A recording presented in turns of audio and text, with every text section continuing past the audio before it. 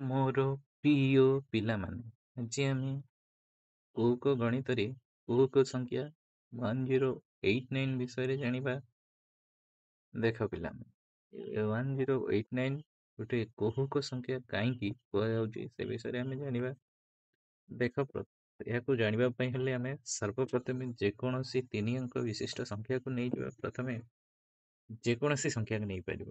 ମନେକର ମୁଁ ନେଇଯାଉଛି 1 2 3। ଏଇ ସଂଖ୍ୟାକୁ ଯଦି ଆମେ ଓଲଟେଇକି ଲେଖିବା ତାହେଲେ ଆସିବ କ'ଣ ନା 3 2 1। ଏଇ 3 2 1 321 କୁ 123ରେ ଆମେ ଯଦି ମାଇନସ୍ କରିବା କେତେ ଆସିବ? 11ରୁ 3 ଯଦି ଗଲେ 3 ଗଲେ କେତେ ରହିବ? 8 ରହିବ। ଏଇଠି ରହିଲା ଥରେ 11, 11ରୁ 2 ଗଲେ 9 ରହିବ। ଏଇଠି ରହିଲା 2, 2ରୁ 1 ଗଲେ 1 ରହିବ। କେତେ ଆସିଲା ସଂଖ୍ୟାଟି? ନା 198, 198। ଏବେ ଆମେ ଆକୁ ଯଦି ଓଲଟେଇକି ଲେଖିବା, 198 ଓଲଟେଇକି ଲେଖିବା କେତେ ଆସିବ?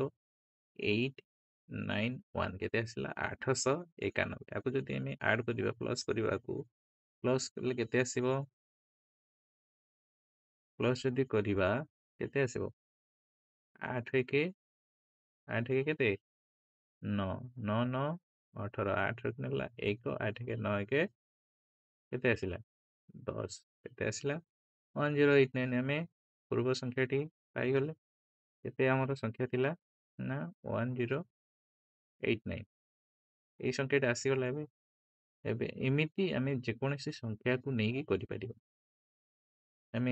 ମୁଁ 1 2 3କୁ ନେଇକି କଲି, ତମେ ଯେକୌଣସି ସଂଖ୍ୟା ନେଇପାରିବ। 4 5 6 ନେଇପାରିବ, 6 7 8 ନେଇପାରିବ। ଏମିତି ଯେକୌଣସି ସଂଖ୍ୟାକୁ ନେଇକି ତମେ ଏଇ କୌକ ସଂଖ୍ୟାଟି କରିପାରିବ। ଆଚ୍ଛା, ଏବେ ଆମେ ୟାକୁ ଦେଖିବା। ସିଧା ଆସିବା ଆମେ ଏଇ ଚାର୍ଟକୁ ଆସ। ଏଠାରେ ଦେଖ କୌକ ସଂଖ୍ୟା ଖେଳ 1 ଖେଳ 2 ଅଛି ଦୁଇଟି। ଖେଳ 1ରେ ପ୍ରଥମେ ଦେଖ, ଖେଳ 1ରେ 1089 ସହିତ କ'ଣ କରାଯାଇଛି ନା 1 2 3 4 5 6 7 8 9 ଏମିତି 9 ଯାଏଁ 1089କୁ ଗୁଣନ କରାଯାଏ, ମଲ୍ଟିପ୍ଲାଏ କରାଯାଇଛି। 1ରେ ଯଦି 1089କୁ 1ରେ ମଲ୍ଟିପ୍ଲାଏ କଲେ କେତେ ଆସିବ? ନା 1089। ପୁଣି ଥରେ 1089କୁ ଯଦି ଆମେ 2ରେ ମଲ୍ଟିପ୍ଲାଏ କରିବା ତାହେଲେ ଆସିବ 2178। 3ରେ ଗଲେ 3267, 4ରେ ଗଲେ 4356, 5ରେ ଗଲେ 5445, 8ରେ ଗଲେ 6ରେ ଗଲେ କେତେ ଆସିବ? ନା 6ରେ ଗଲେ 6534, 7ରେ ଗଲେ ଆସିବ କେତେ? 7623, 8ରେ ଗଲେ କେତେ ଆସିବ? 8712, 9ରେ ଗଲେ କେତେ ଆସିବ?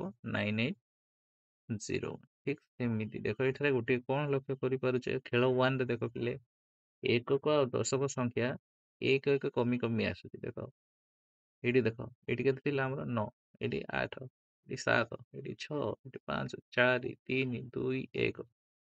ଦେଖିଲେ ଏ ଦଶକରେ ଠିକ୍ ଦଶକ ସଂଖ୍ୟା ମଧ୍ୟ ଠିକ୍ ସେମିତି କମିଛି। ଏଇଠି କେତେ? 8 7 6 5 4 3 2 1 0 ଅଛି।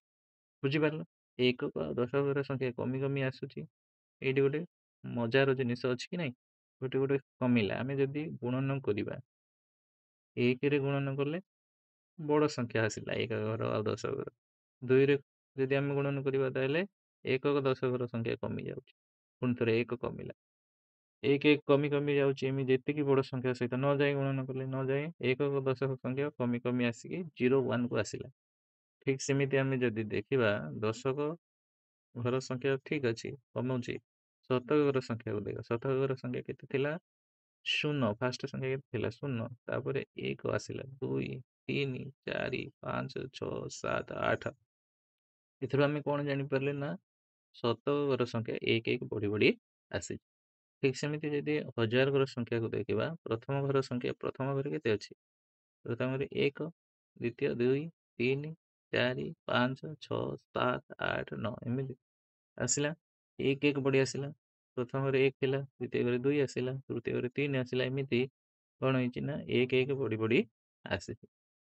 ଆମେ ଦେଖିଲେ 1089କୁ ଆମେ ଯଦି ଏଇଠି ଗୋଟେ ଯାଦୁ ଟାଇପ୍ର ଲାଗିଲା କି ନାହିଁ ତମକୁ? ଏପଟକୁ ପୁଣି ଥରେ ଖେଳ 2କୁ ଆସ। ଖେଳ 2ରେ ଆହୁରି ଟିକେ ଇଣ୍ଟରେଷ୍ଟିଂ ଅଛି। ଏଠାରେ ଦେଖ, ପ୍ରଥମ ଆମେ ପ୍ରଥମେ କେତେ କରିଥିଲେ? ପ୍ରଥମ କାହାକୁ ମଲ୍ଟିପ୍ଲାଏ କରିଥିଲେ ନା 1089 ସହିତ 1ରେ ମଲ୍ଟିପ୍ଲାଏ କରିଥିଲେ। ଏଇଠି ଦେଖ। ଆଉ ଶେଷ ଘର ଦେଖ।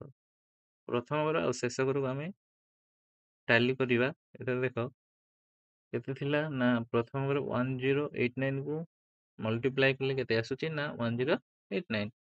ଶେଷ ଘର ଦେଖ 1089କୁ 9ରେ ମଲ୍ଟିପ୍ଲାଏ କଲେ କେତେ ଆସିଲା ନା 9801। ଆମେ ପୁଣି ଥରେ ଏଠିକି ଦେଖ 9801କୁ ଯଦି ଆମେ ଡିଭାଇଡ୍ କରିବା 9ରେ, ଏଇ ପୁଣି ଥରେ ଏଇ 9 ସଂଖ୍ୟାରେ ଏଇ 9କୁ ଦେଖ, ଏଇ 9ରେ ଯଦି ଆମେ ଡିଭାଇଡ୍ କରିବା କେତେ ଆସିବ ନା 1089। କେତେ ଆସିଲା?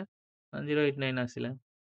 ପୁଣି ଥରେ ଦ୍ୱିତୀୟ ଘର ସଂଖ୍ୟାକୁ ଦେଖ, ଦ୍ୱିତୀୟ ଘର ସଂଖ୍ୟାକୁ ଦେଖ ଏଇଠି। ଦ୍ୱିତୀୟ ଘର କେତେ ଆମେ କେତେ ଆସିଛି ନା 2178। ଦେଖ ଦ୍ୱିତୀୟ ଘର 1089କୁ 2ରେ ମଲ୍ଟିପ୍ଲାଏ କଲେ କେତେ ଆସିଛି 2178।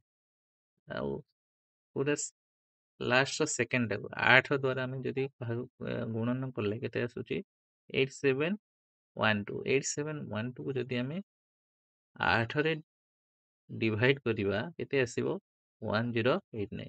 ପୁଣି ଥରେ ସେଇ ସଂଖ୍ୟାକୁ ଆମକୁ ଫେରେଇ ଦେଲା। ଆମେ ଯେଉଁ ସଂଖ୍ୟାରେ ଆମେ ମଲ୍ଟିପ୍ଲାଏ କରିଥିଲେ 8 ଦ୍ୱାରା, ତାକୁ ଯଦି ଆମେ ଭାଗ କରୁଛେ ତାହେଲେ କେତେ ପଳାଇ ଆସୁଛି ପୁନର୍ବାର ସେଇ ମଲ୍ଟିପ୍ଲିକେସନ୍ ଯେଉଁଟା ଆମେ କରିଥିଲେ ସେଇ ସଂଖ୍ୟାଟାକୁ ପଳାଇ ଆସିବ 1089।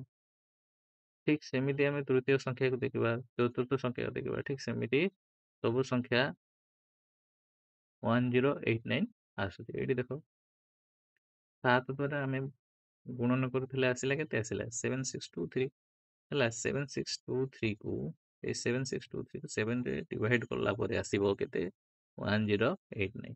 ଏଇଠି ଦେଖ ଆମେ 6ରେ ମଲ୍ଟିପ୍ଲାଏ କରିଥିଲେ କେତେ ଆସିଥିଲା ନା 6534 ଆସିଥିଲା। ଏଇଠି ଦେଖ 6534କୁ ଆମେ 6ରେ ଡିଭାଇଡ୍ କରିବା କେତେ ଆସିବ 1089।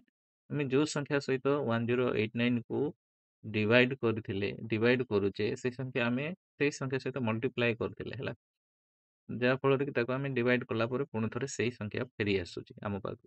ଏମିତି ଆମେ 5ରେ ବି ମଲ୍ଟିପ୍ଲାଏ କରିଥିଲେ, 5ରେ ମଲ୍ଟିପ୍ଲାଏ କରିଥିଲେ କେତେ 1089କୁ 5445, 5445, 5445କୁ ଆମେ 5ରେ ଡିଭାଇଡ୍ ଯଦି କରିବା କେତେ ଆସିବ 1089। ବୁଝିପାରିଲ?